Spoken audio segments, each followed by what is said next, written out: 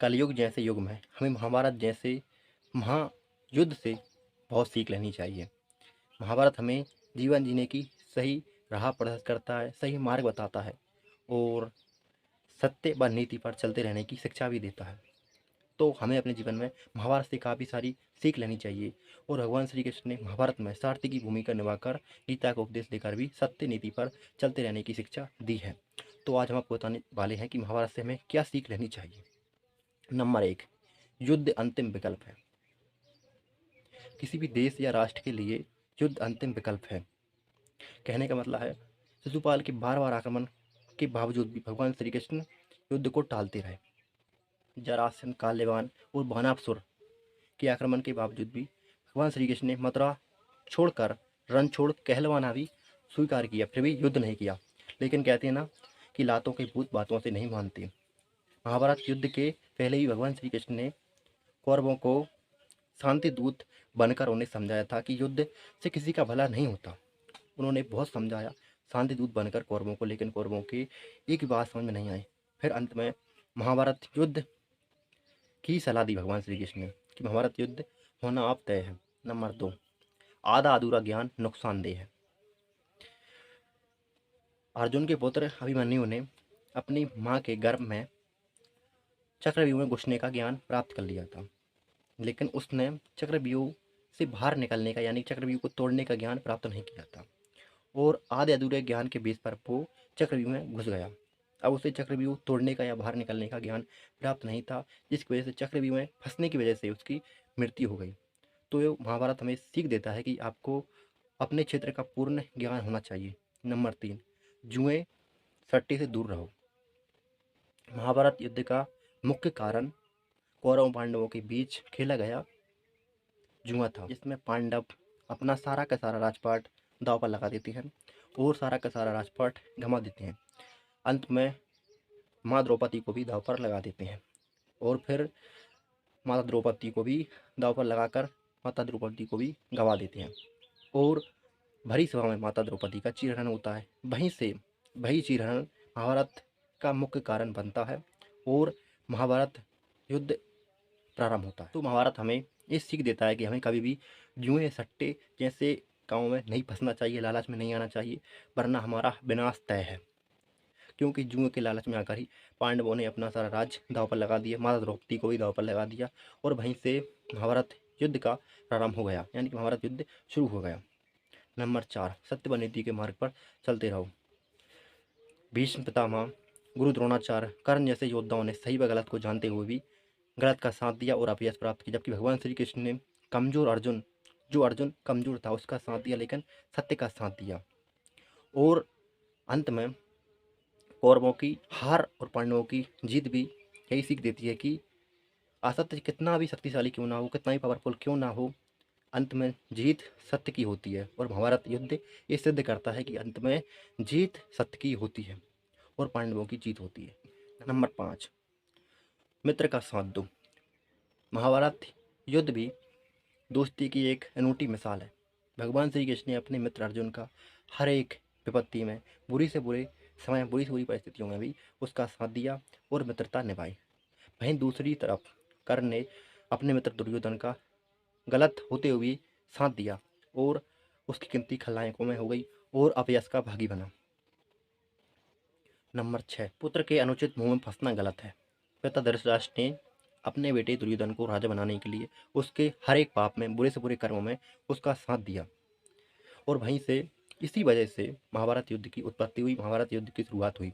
अगर धृतराष्ट्र चाहता तो निष्पक्ष होकर वह युधिष्ठिर को राजा बना देता और महाभारत युद्ध को रोक सकता था, लेकिन उसने ना तो युधिष्ठिर को राज दिया और ना ही उन्हें संपत्ति में अधिकार दिया, और जिसकी वजह से महाभारत युद्ध की शुरुआत हुई और जिसका खामियाजा उसे अपने 100 पुत्रों की मृत्यु से चुकाना पड़ा। तो इसलिए कभी भी आपको पुत्र मुँह में नहीं फंसना चाहिए। पुत्र मुँह में फंसकर आपको बेटे के गलत कामों में साथ नहीं देना चाहिए, जिससे आप अपयश के भागी बनो और बेटे को बुरे कर्मों करने के लिए बढ़ावा दो। तो आपको ऐसा बिल्कुल भी नहीं करना है। नंबर 7, लक्ष्य पर ध्यान केंद्रित रखो। धनुष विद्या प्राप्त करते वक्त जब गुरु द्रोणाचार्य सभी पांडवों और कौरवों को धनुष विद्या सिखा रहे थे, तब उस वक्त गुरु द्रोणाचार्य ने पेड़ पर बैठे पक्षी की आँख को भेदने का लक्ष्य सबको दिया कि आपको पेड़ पर बैठे पक्षी की आँख को भेदना है, यानी कि उसे निशाना बनाकर लक्ष्य बनाकर उसको भेदना है। तो सभी से गुरु द्रोणाचार्य ने पूछा कि जो पेड़ पर पक्षी बैठा है, अपना धनुष मान लो, उठाओ और देखो कि आपको क्या दिख रहा है। तो सभी ने पक्षी के अलग अलग अंग दिखने की बात कही, लेकिन सिर्फ अर्जुन ने पक्षी की आँख देखने का जिक्र किया। और ठीक इसी प्रकार द्रौपदी के स्वयंवर में भी अर्जुन ने मछली की आँख को लक्ष्य बनाकर उसे भेद दिया। तो आपको अगर सफलता प्राप्त करनी है तो आपका ध्यान अपने लक्ष्य पर केंद्रित होना चाहिए, तभी आप ज़िंदगी में सफलता प्राप्त कर पाओगे। अगर आपका ध्यान अपने लक्ष्य पर नहीं है तो आप अपने लक्ष्य से भटक जाओगे। नंबर 8, दूसरों का हक मत छीनो। महाभारत युद्ध हमें सीख देता है कि आपको कभी भी दूसरों का हक नहीं छीनना चाहिए। कौरवों ने पांडवों के राज्य का हक छीना, जिसकी वजह से कौरवों का विनाश ही हुआ। ठीक इसी प्रकार भगवान श्री कृष्ण ने कंस का वध करके कंस का सारा राजपाट अपनी नाना उग्रसेन को सौंपकर प्रसिद्धि प्राप्त की। तो इसलिए आपको कभी दूसरों के अधिकार या संपत्ति पर अपना हक नहीं जमाना चाहिए, वरना आपका विनाश होना तय है। नंबर 9, एकलव्य जैसा जुनून हो। महाभारत में एकलव्य को धनुष विद्या सीखनी थी, लेकिन उसे कोई भी गुरु नहीं मिला था जो उसे धनुष विद्या सिखा सके, ना ही कोई गुरु उसे शिक्षा देने के लिए धनुष विद्या की शिक्षा देने के लिए तैयार था। तो एकलव्य ने प्रयास करके, यानी कि खुद से अभ्यास करके, मेहनत करके धनुष में विद्या में महारत हासिल कर ली थी। धनुष विद्या में उसने महारत हासिल कर ली।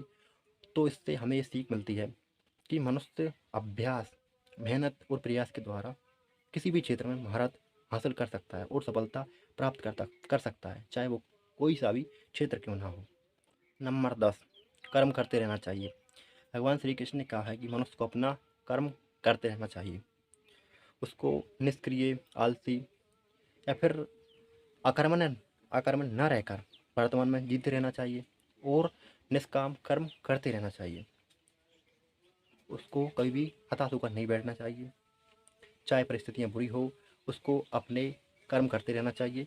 तभी उसको अपने जीवन में सफलता प्राप्त होती है, तभी वह व्यक्ति सफल बनता है जो निरंतर प्रयास करता है और कभी भी थक कर नहीं बैठता है। नंबर 11, राजनीतिक शिक्षा। महाभारत हमें राजनीतिक शिक्षा भी देता है कि राजा को न्यायपूर्ण राज्य करना चाहिए और किसी के साथ भेदभाव नहीं करना चाहिए। अगर भेदभाव करेगा तो धृतराष्ट्र की तरह राज्य तबाह होना तय है।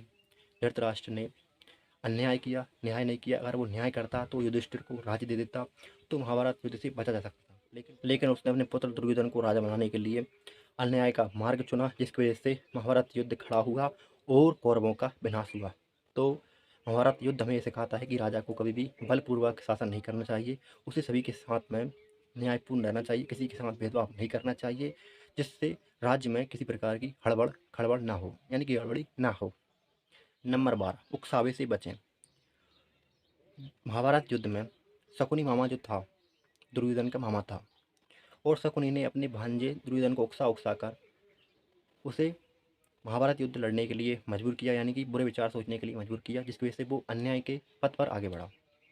और जब शकुनी ने दुर्योधन को उकसाया तो दुर्योधन ने कर्ण को उकसाया, जिस उकसावे में भीम के पुत्र घटोत्कच पर जो बाण चलाया था कर्ण ने, वो बाण अर्जुन के लिए रखा था कि इस बाण से अर्जुन की मृत्यु होगी, लेकिन कर्ण ने उकसावे में आकर वो बाण चला दिया और कौरवों की हार निश्चित कर दी। अगर वो बाण अर्जुन पर चलता तो अर्जुन की मृत्यु हो शायद निश्चित थी, और हो भी सकता था कि अर्जुन की मृत्यु हो जाए, लेकिन उकसावे में आकर उसने जो बाण अर्जुन के लिए रखा था वो बाण भीम के पुत्र घटोत्कच पर चला दिया, और जिसकी वजह से उसने पांडवों की जीत तय कर दी और कौरवों की हार निश्चित कर दी। तो आपको कभी भी उकसावे में आकर किसी के भी उकसावे में गलत निर्णय नहीं लेना चाहिए।